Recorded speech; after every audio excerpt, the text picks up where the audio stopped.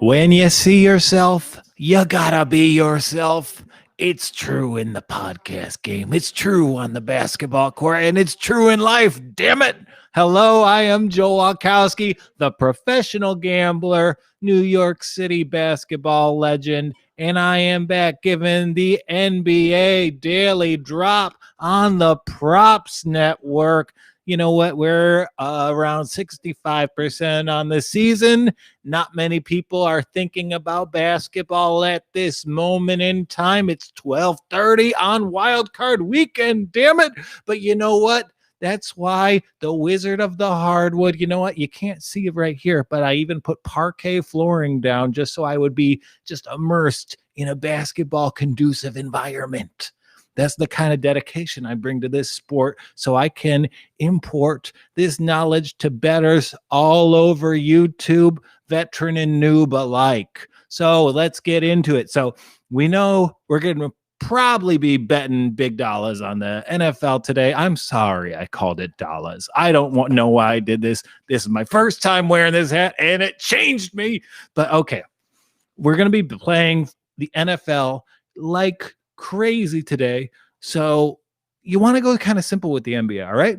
So there are pretty chalk methods that I like this evening, and all the picks I have for today, they start at 7:30. Yes, they involve some travel, and yes, they're all winners. Before we get started, I do want to caution against the Cleveland Cavaliers against the Milwaukee Bucks. I took the Bucks last night. I was wrong. I didn't even mind losing that because that was actually the first half was tremendously entertaining, very well played on both sides, and it had a remarkable pace to it. So just seeing the tempo in which that game was played, I was thinking, oh, maybe Milwaukee will have a bit tired legs tonight because you give up 25 threes to the Jazz. Running out on threes isn't easy. That's a lot of short burst cardio as a 34-year-old basketball player. I know, not easy on the knees. So I thought maybe Milwaukee will be a little bit winded today. But then I looked at this Cleveland injury report. Stay away. I see Sexton, Garland.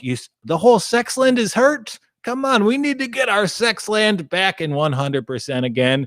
Love is out too. No love, no Sexland. You can't have it, folks. So stay away from that Cavs Milwaukee Bucks game because there's better options. So my favorite option, and if you are a proponent of Bill Simmons, this might be a Ewing theory candidate, but the Washington Wizards, again, so we talk about teams that had a hard game last night. They clawed their way back against the Celtics last night and kind of blew the cover at the end. They went back home to Washington. They're hosting the Miami Heat. And I don't believe the Heat have played since Peyton Pritchard putback kind of took a win against them. So this is a team that is not performing up to the level we think, but it's a great rotation. So I really like the Heat here. It's the Wizards off a tough road game. They're possibly without Russell Westbrook, and just by virtue of Beal getting more usage, there is always the possibility that Beal will just shoot his way to a Wizards victory. They have got other shooters, so maybe a little athleticism allows them to just hang out on the perimeter and give them a puncher's chance. But I just think Miami is better across the board. I actually really like Washington's talent level. In seeing them night in, night out, it's frustrating to me that the pieces don't fit together better. I mean, I see Bradley Beal as Ray Allen. I don't understand why you can't use him as the Ray Allen of the modern NBA. If you think about the guys from like the 90s who would really translate to the modern league, Ray Allen is at the top of my list. And I don't understand because I really like Thomas Bryant in last year's bubble. The shooting splits alone on Davis Bertans allow me to think that he is a pretty effective piece to have on the floor. I mean, if Ryan Anderson is getting huge contracts and like major minutes back in the day, Davis is like the evolutionary Ryan Anderson in my book. Really like him as a player.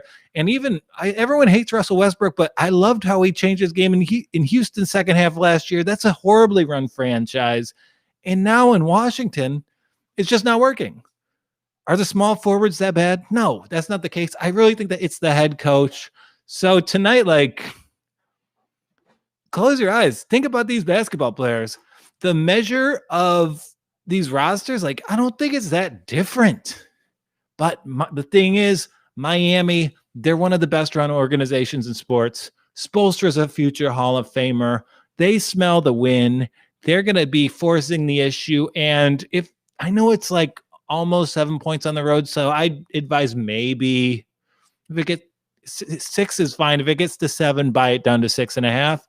But we see it's pretty solidly 6.5 at DraftKings. So if you get those 7s, I advise the half point there. But yes, Miami against Washington in a back-to-back. Second one, Atlanta Hawks, Charlotte Hornets. Charlotte Hornets have been balling this week. I've been wrong on them left and right and right and left. Hey, I censored a joke via my boss's notes. How about that? The things you don't see that really make you a professional, huh? So Charlotte, they played New Orleans last night in a game that NBA fans who spend too much time on Instagram really cared too much about. It's ball versus ball. I mean, I get that it's pretty amazing that LeVar got multiple sons to the NBA. I actually really like Lonzo as a player still. And, say what you will about his brother. There's a lot of really enticing skills, but I don't see either of these guys as ever being a top 2 player on a championship team, maybe not even 3. And it's I get it, but it's if Ricky Rubio was playing his brother, I don't think that'd be a national storyline. Why this ball? It's not a basketball triumph. It's a triumph of marketing. That being said, let's get to the games. And the Atlanta, you think, oh, Trae Young is fine. He's going to ball out. But they actually had some really great defensive additions in Chris Dunn, Rajon Rondo over the offseason. I really like how they matched the Hawks rotation to kind of prop up Trae Young's defensive liabilities. And now both those guys are injured. They have their 6th overall pick from USC, Fight On, and he's been out all year. And really, I expected more from the Hawks this week, but it makes sense that they haven't delivered. I do think that they're slightly more talented than Charlotte. I know they have a better rest than Charlotte, and I know, sometimes basketball teams really perform well when there's a lot of rumors coming out of there. There's a lot of whispers about John Collins being frustrated. I guess he watched his old clips of himself in the dunk contest. But it's a veteran team. And you don't think that, but they've got Gallinari, Rondo, all these kind of influences on these guys. And I think if they're really going to make the leap, this is the situation where the Hawks, in a game they should win, should step up. So as a believer in this year's Atlanta Hawks, I'm going to throw down on Hawks. -4 tonight. And you see, there's a lot of variance. It opened at -4.5. You see it at -5, -5.5. So I did buy a point on here. Being on the wrong side of 5, it sometimes scares me. So, I really think with basketball, once you get to the 5 and the 7, I will sacrifice a little bit of vig to get a round number on my spread. You want it to be even. Those odds, I think, with the free throws at the end of the game, maybe I'm just superstitious, but that's something I do. It's something I advise. And you know what? I have a master's in finance. I'm so stupid. Bye. Have a great day at the Container Store, ladies. You see the ladies? They're ready to go to the Container Store. I'm watching 3 games, and no, I'm not making fun of you. I'm so happy. You're doing what makes you happy, especially on a day that I have 3 football games and 3 basketball games to watch. I love you so much. Don't give me the finger. I giving the finger is so rude, unless it's to a dog or a baby. They don't know it's bad, so it's fine. You don't get mad at me every time I give the. Because one time this baby's parent is going to see you give the baby the finger, and I don't know how we're going to explain it. I don't know how we're going to explain I will. Here's how I'll explain. No, okay. We're going off the rails. Autism. That's what I'm gonna say. No, I'm gonna say, hey, I thought it was fine to give your baby the finger. They won't get it. They're under 3 years old. They'll make no memories yet.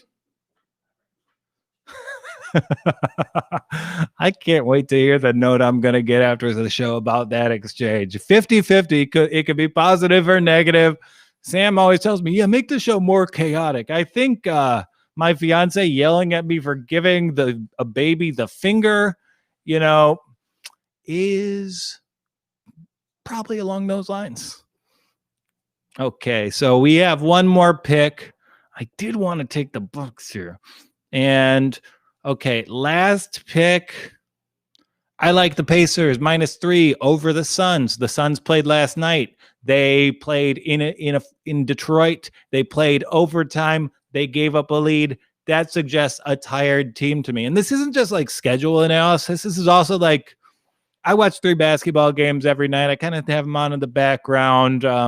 Very dedicated to the 7:00 slots. But I really think these 3 teams that I'm betting against were really taxed last night. Basketball's a hard game. And when you have to really dig in and create tempo, and at the end of the games, when you're trying to stay close, you're initiating contact just to get to the free throw line. So that truly takes a toll. Blowing a lead against the Pistons team takes a toll. And as an NBA gambler, the Suns are now against one of the most traditionally undervalued teams by the public. Oladipo's a star, but Sabonis is, at this point, the most underrated player in the league. He's probably an all-NBA team member at this point in the season. I think Miles Turner is the quintessential big man, and I never understood why he's always in Indiana trade rumors. Like when I had season tickets to the Nets when they were absolutely awful in his rookie year, I saw a guy who at the center position can hit threes, defend the rim, and create his own shot. And you know what? He does that while having a very cool hairstyle that I am hiding with my Kangol. I will never be able to replicate. And along those lines, I can't talk about the Pacers without becoming a bad math nerd about Malcolm Brogdon. I think the Bucks would maybe win the championship if he was on the team this season. I think he's that good of a player. I think he does all the small things that really help you improve as a basketball team, both on the court and within mathematical margins. If you don't believe me, go to Pro Basketball Reference and pull up Malcolm Brogdon shooting splits, then pull up Steph Curry's shooting splits. The math is there, my friends. Plus, he's just a high character player. I feel like I have a really good babysitter when he's on the court. This person won't give my baby okay, so are you putting up a Malcolm Brogdon highlight for me to watch? Game. Yeah, and he's a great player. And the Pacers, just because they're the Pacers, they're not the most interesting team. Oladipo is a crossover star, but injuries kind of harmed his career right as he was starting to get more national attention. And maybe that's why he's always kind of been like, oh, should I stay in Indiana? I always thought it was a happy marriage just because he was a Hoosier in college. And that state, they don't care about the Pacers compared to how they care about the Hoosiers. If you're a Hoosier, you're a Hoosier for life. Fun story about the Indiana Hoosiers. My dad lives in Bloomington, Indiana, and his house was built as a love shack for the Hoosier basketball team. So that's great. He lives in Kent Benson's old boudoir, which is just a great place to be. So let me look at the other lines here, see if there's anything I like. But I think with the NFL slate, with watching these teams be involved in not just games, but games that really required a lot from you athletically, mentally, for you to pick up again, I'm really over. So I like Pacers against the Suns, Hawks against the Hornets, and I like Heat against Wizards. I think they're all the better teams, and I think they're all in the better situations. Apologies to the Suns and the Pacers there. That's right on the line. They're both probably 47-51 win teams. So let's go here. Magic Mavericks is a little bit intriguing. Spurs T Wolves. Let me look up when the T Wolves last played. I know they had a nice outing against LA a few days ago. But yeah, I took them the other day. They got blown out against the Portland Trailblazers. It was nasty. They started out so hot and then they just blew it. Nah, that's just a stay away because the Spurs are so hot right now. Like, I actually probably lean to, if that line is 5, the Spurs have wins this week over the Lakers and Clippers. Given that kind of tempo, given that run, the Spurs are the play here.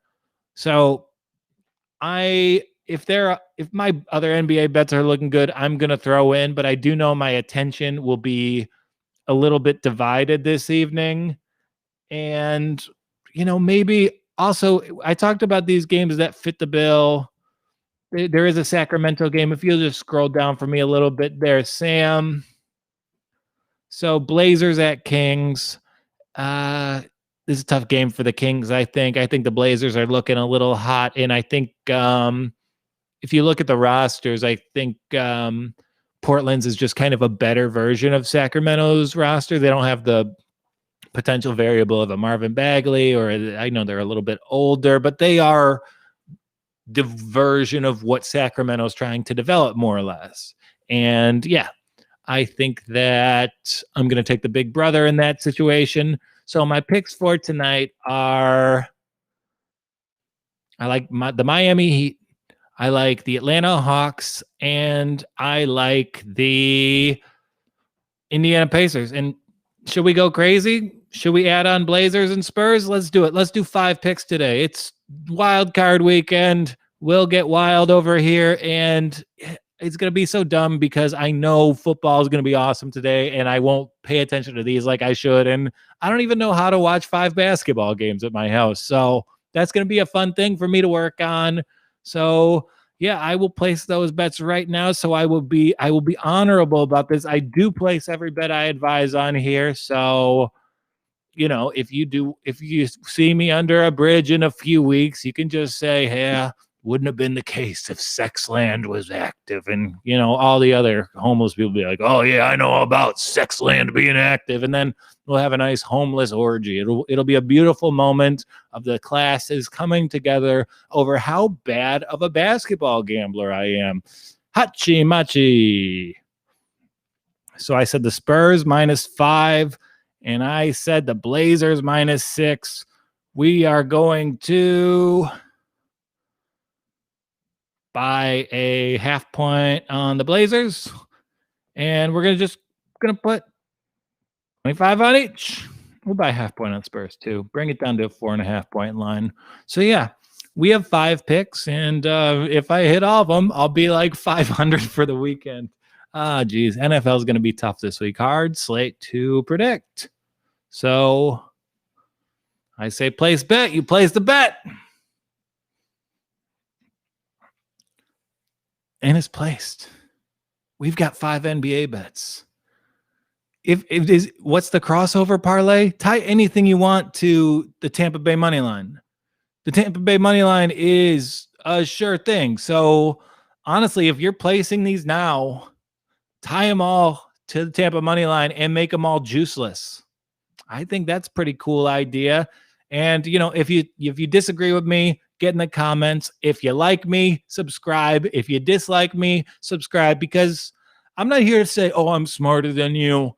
I believe in strong beliefs, weakly held. If you can convince me of something, I'm ready to be convinced. I do my research. I live at towardsdatedscience.com, looking at algorithms for how to predict all-stars, how to predict future champions. And if you do want to learn more about advanced NBA statistics, I loved their piece on how they used just a ratio involving assisted turnover percentage, true shooting, and just like level of compensation to predict whether or not people would be all-stars. Last year, they did it successfully for 21 out of 24 spots.